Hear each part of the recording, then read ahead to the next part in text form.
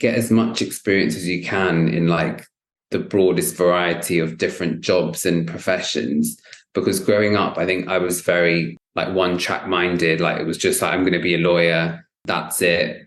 Because I had like an auntie that was a lawyer. So it just made sense for me to do that because I kind of saw that as something that was like potential. But then now I work in like a marketing agency where like nobody ever talks about working in a marketing agency when you're at school. Like it's never an option. It's never like a career path. It's always like the traditional kind of professions. It's quite hard to see yourself doing something where you don't have any kind of connection or exposure to it.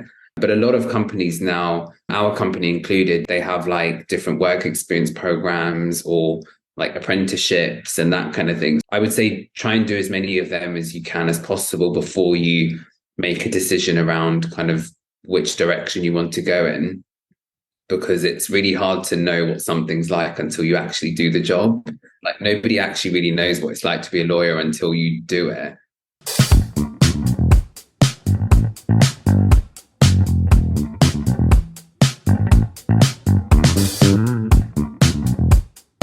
I'm the global DEI partner at Oliver Agency.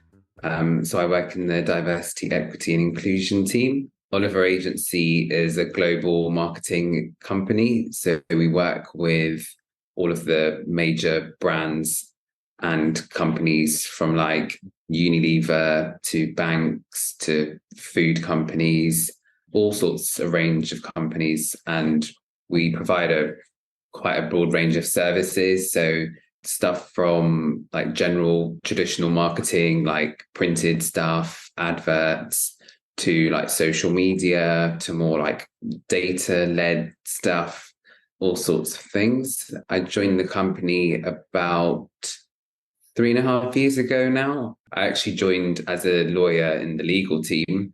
So I spent about 2 years in the legal team looking at like client contracts and negotiating that kind of stuff from the legal side. And then in the summer of 2020, we created a diversity, equity and inclusion team. And an opportunity came up for me to do like a short secondment to that team. I then decided that I wanted to stay in that team because I felt a lot more passionate around that as opposed to the legal stuff. So yeah, fast forward now, like 1.5 years, I've been in the team and I kind of do quite a range of things from like training for both leadership and new starters around the different areas of diversity, equity and inclusion. I do some stuff around our company policies. So we've just created an anti-racism policy, currently working on a trans inclusion policy.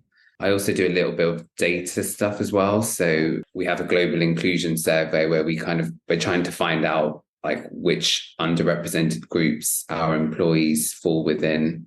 So I do a lot of work around data.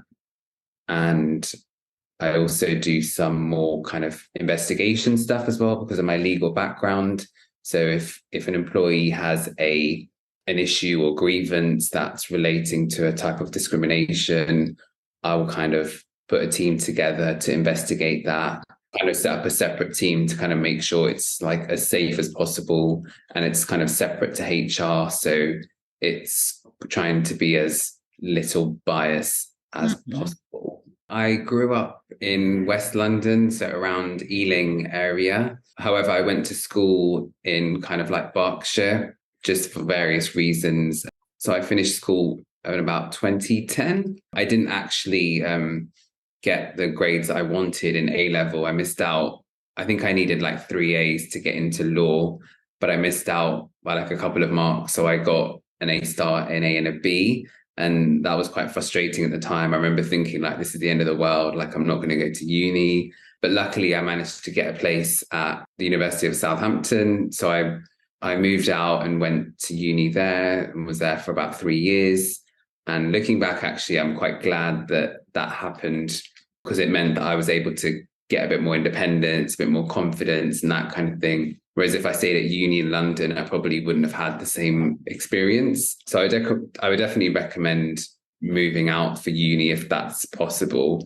just because you do build a lot more skills, whether that's like social skills and that kind of thing. So the break between second and third year, I applied for quite a few internships or vacation schemes, they call it in like legal world. And I must have done like 20 applications, like just applied everywhere. And then luckily I think I did 2 internships that summer. And off the back of one of them, I managed to get a training contract, which is what you need to qualify as a lawyer. And actually, interestingly, out of all the firms I applied to, that was probably the biggest firm. I always thought that I wouldn't get into a firm like that because I didn't have the right background, or I wasn't like an Oxbridge student from like a middle class family and that kind of thing. So if I could give any advice in that respect, I would say like, don't limit yourself. I feel like there's a lot of other factors in life where people limit you. So if you actually then go and limit yourself as well, I think you're doing yourself a disservice. So looking back, I probably could have applied to some of the other big law firms and could have been successful, but I guess I won't know now because I didn't have time. That all went quite well. And then final year went away and then graduated. And then I had to do a 1-year course called the LPC, which is like the more practical side of the legal profession. So you learn about like court stuff, writing letters, different correspondence, interviewing clients, advocacy, that kind of thing.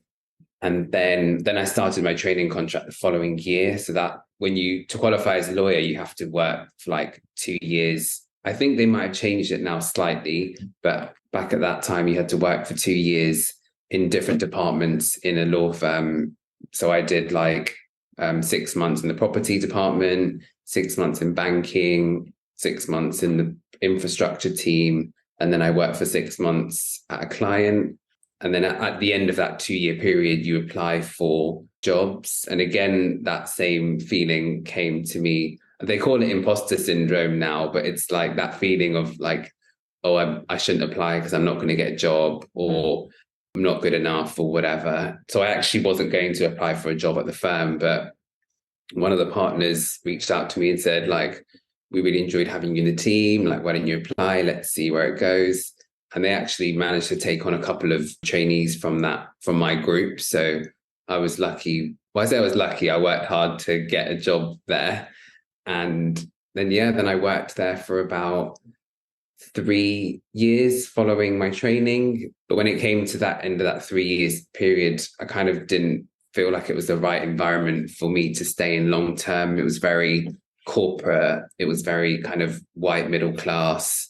I didn't really see any partners that kind of were like role models to me, if that makes sense. So I didn't really see like an opportunity to progress within that firm.